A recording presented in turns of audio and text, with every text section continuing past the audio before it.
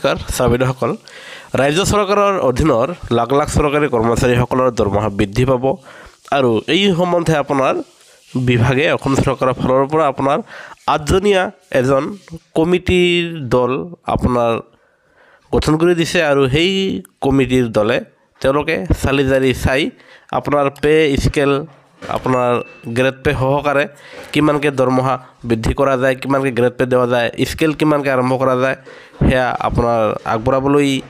এক কমিটি বনাই দিছে আৰু আশা কৰা গৈছে যে অতি শীঘ্ৰে তেওঁলোকে পে স্কেল সহকাৰে দৰমহা বৃদ্ধি লাভ পাবলৈ সক্ষম হ'ব সেয়েহে আপোনালোকে ভিডিঅ'টো সম্পূৰ্ণ চাব আনহাতে কৰ্মচাৰীসকলৰ সৈতে জড়িত প্ৰতিটো শেহতীয়া খবৰ পাবলৈ আমাৰ চেনেলটো ছাবস্ক্ৰাইব কৰিবলৈ নাপাহৰিব আৰু আমি আপোনালোকক ক'বলৈ ওলাইছোঁ সেই কৰ্মচাৰীসকল হ'ল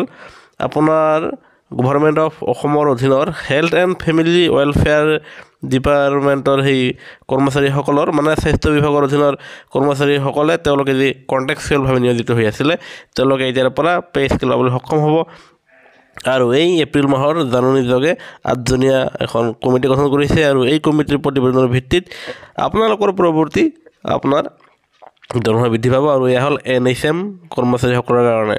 গুৰুত্বপূৰ্ণ ভিডিঅ'টো নিশ্চয় লাইক দি আপোনালোকৰ আন বন্ধুবৰ্গলৈ শ্বেয়াৰ কৰিবলৈ নাপাহৰিব ভিডিঅ'টো চোৱাৰ বাবে ধন্যবাদ জয় অসম।